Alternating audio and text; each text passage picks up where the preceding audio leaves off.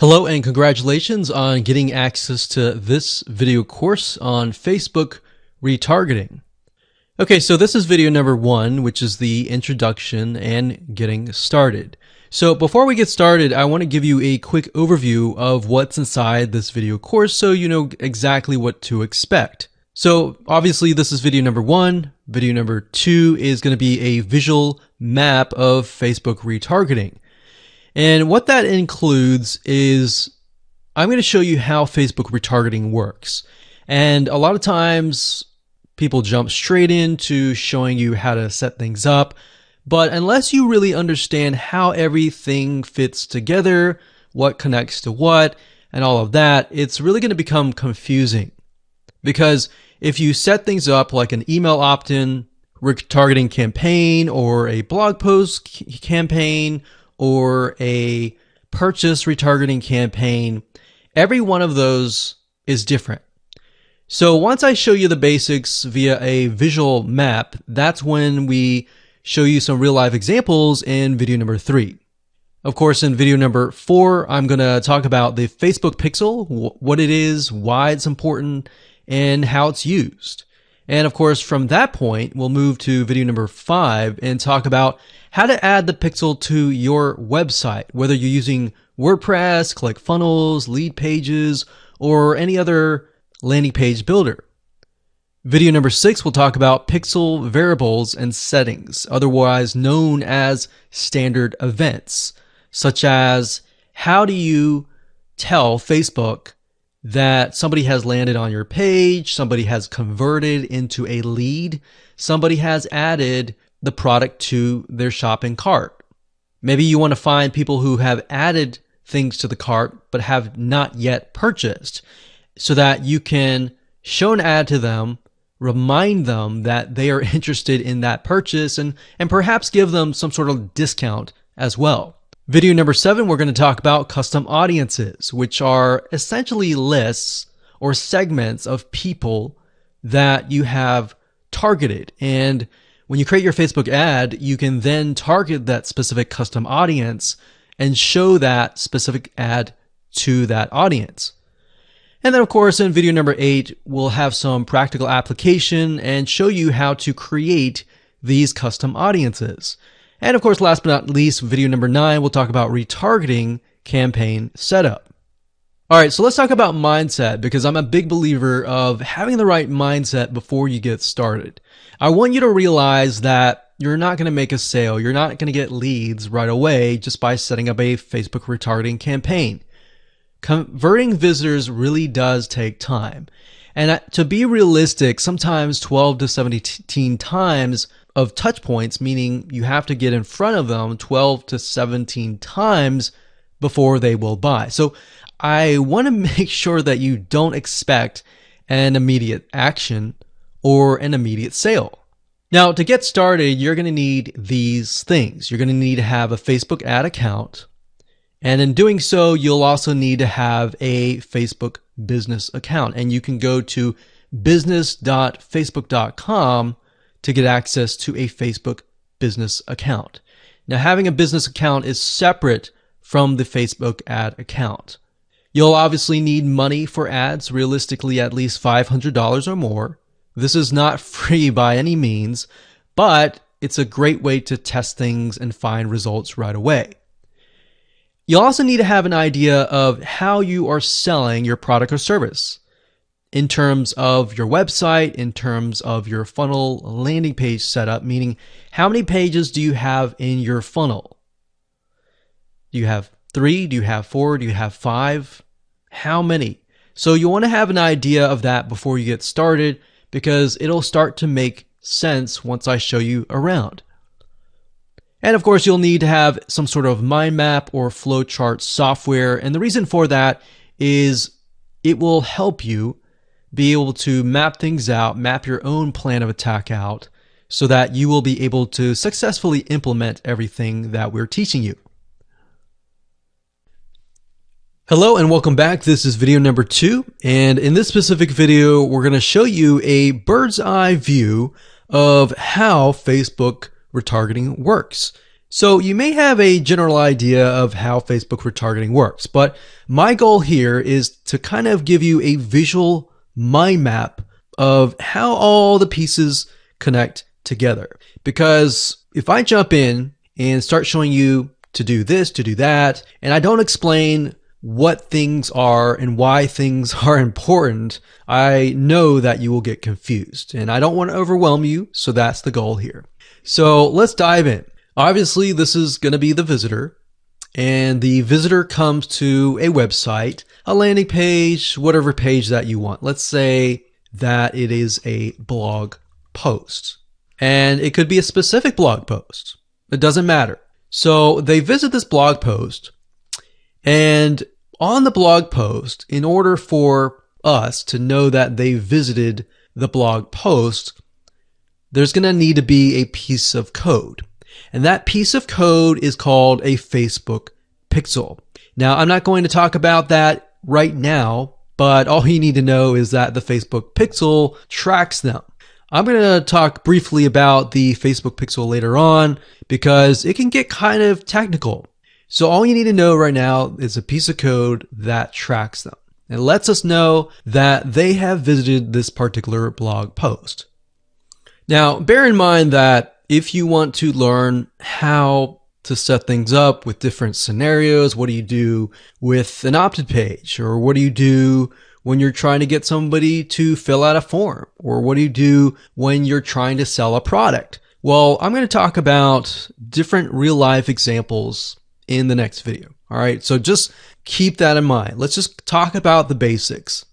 Okay, so from this point, let's say it's a blog post, and maybe in this situation, what we want to do is whenever somebody visits this particular blog post, we want to create an audience specifically for this. All right, so whenever somebody visits here, they are going to have the Facebook pixel there, and then this visitor essentially will be added on this part to a custom audience. All right.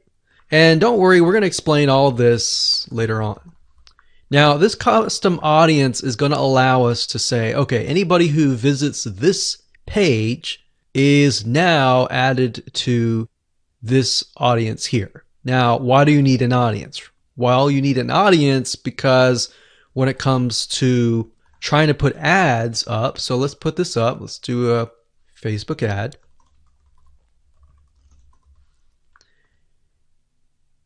We have to find a way to show this ad to this audience. So obviously from the custom audience here in the Facebook ad here, directionally, we are going to show the Facebook ad to anyone who visited this blog post. So this is a very, very basic Facebook retargeting.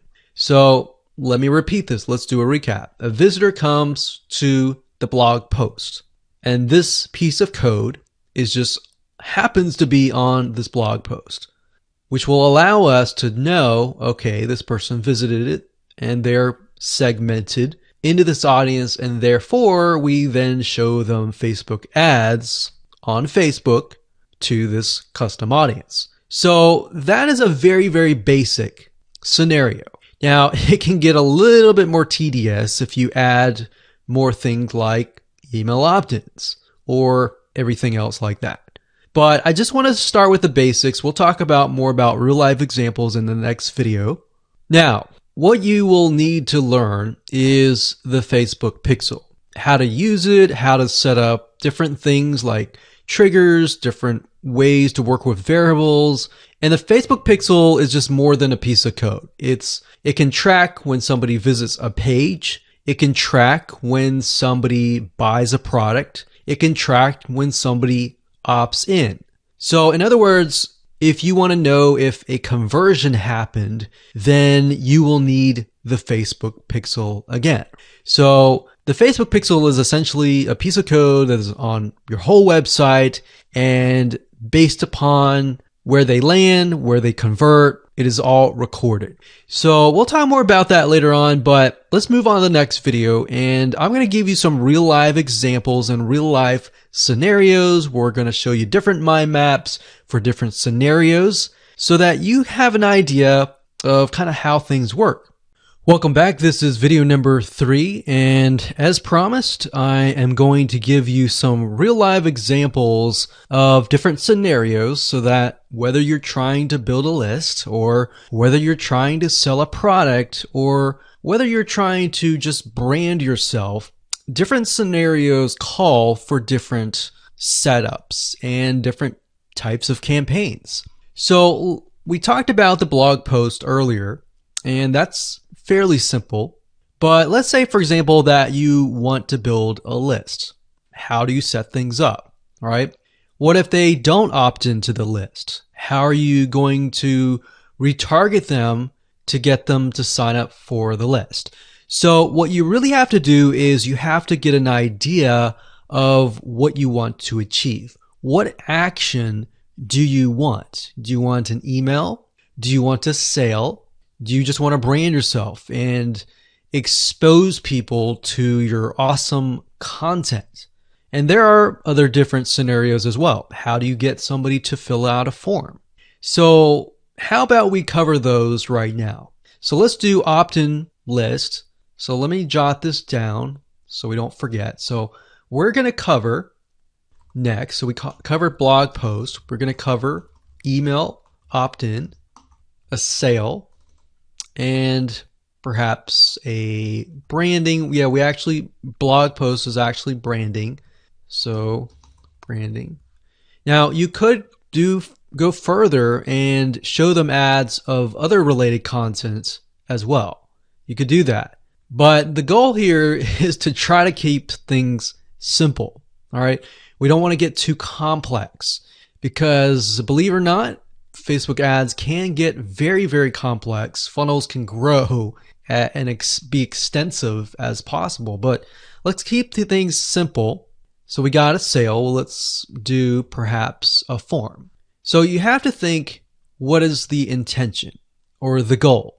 So the goal with an email opt-in is to get an email address.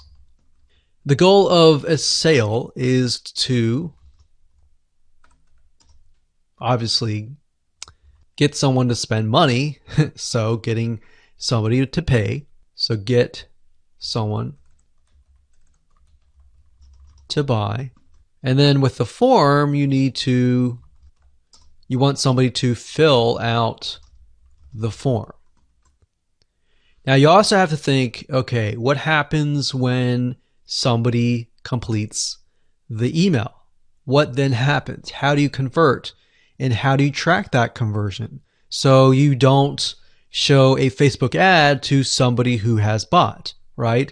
So it's kind of an if, then, else. If this happens, then this happens. If this doesn't happen, then this happens, right? So let me explain. Let's do an email opt-in. All right, somebody comes to a landing page. So we'll call this the email capture page. And then, of course, there's going to be a Facebook pixel on this email captured page. Now, I'm going to remove these because it's going to get a little bit longer. And I'm going to delete this. I'm going to actually copy this back, but we're going to move this over here. So if they fill out the email, what is after that? All right. What is after that? So after that, depending on how things are set up, if you got it set up with double opt-in confirmation, which means they have to check their email address and click the link and all that, and it goes to that page, or they fill in the email and it immediately directs them to the next page. Whatever the page is, we'll say page 2. This could be where the freebie is located. And you're going to need to have another Facebook pixel on that page, right? So if you think about it, the Facebook pixel needs to be on this page. Now, the only reason why we would want to show a Facebook ad is if they came to the email capture page, but they did not give us their email, right? In other words, if they did not fulfill the action, then you need to show a Facebook ad. If they did fulfill the action, you don't need to show the Facebook ad, unless, of course, you're selling a product. But like I said, let's keep it simple. So from this point, they either give us the email and then they land on this page. And this Facebook pixel will need to, we'll call it a conversion, and it will need to let us know if it actually converted. Now, if they did not, so we'll put over here,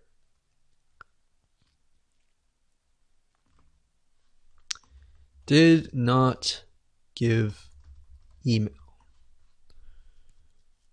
So this is if they gave us the email. If they did not give us the email, and that's why I put an arrow here. So these are scenario 1. So we could actually name this. Let's name this scenario 1.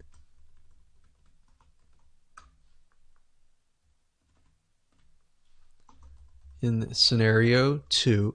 And obviously scenario 2 doesn't have a page or anything. It's just merely they exited this specific page. If that's the case, we want to retarget them, right? So we are going to say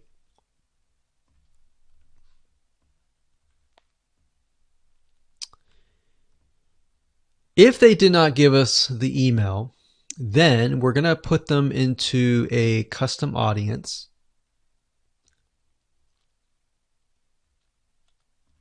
So in certain respects, what it's going to do is if somebody visited this page, but they did not visit this page, then we put them in a custom audience. If they visited this page and this page, then we do not retarget them. Now, it's going to be a little bit more easier to understand when I visually show it to you. But I just want to give you a bird's eye view here. So at this point, they did not give us the email, so therefore we add them to custom audience, and then we show them a Facebook ad. Now we could add those who signed up into another custom audience as well. So let's say we want to build a list and then we want to retarget them with a lot of great content or a product, for example, that we sell within the email. So different scenarios will require different setups. So that's one setup. That's an email setup. So not only are you setting things up for if they fill out the email, but if they do not fill out the email. So the next thing we have is a sale. So you'll notice that it's actually very similar. If a visitor comes to a page, and this page can be the sales page, and of course we pixel them, and then they either buy or, so scenario, they buy, and that is a Facebook pixel conversion, or they do not buy, and then we add them to a custom audience and we show them a Facebook ad for the goal of trying to get them to buy. Maybe they're not ready to buy, right? So you could show a Facebook ad of free content that is related to the sales page. Because most likely if they visited the sales page, they're interested, they're just not sure, right? You could show them a Facebook ad to a coupon. So there are many different ways of doing this. So now you can kind of get an idea. It's very, very similar from the email to the sale. Any type of conversion is very, very similar. So now we have a form. So let's see here. We got sales page here. And let's do a form. So they come to the form, and our goal is to get them to fill out the form. So we got a Facebook pixel here as well. Of course, scenario 1, they fill out form, and then we have a Facebook pixel, and we're able to track that they did fill out the form. And scenario 2, they did not fill out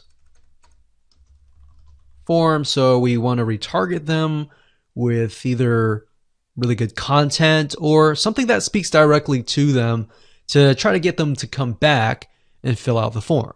And that can be the Facebook ad.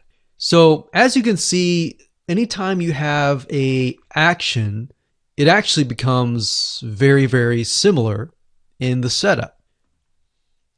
So now that you have a better idea of the different real life scenarios and examples, let's move on to the next video and talk about the Facebook pixel, what it is, why it's important, and where to get it.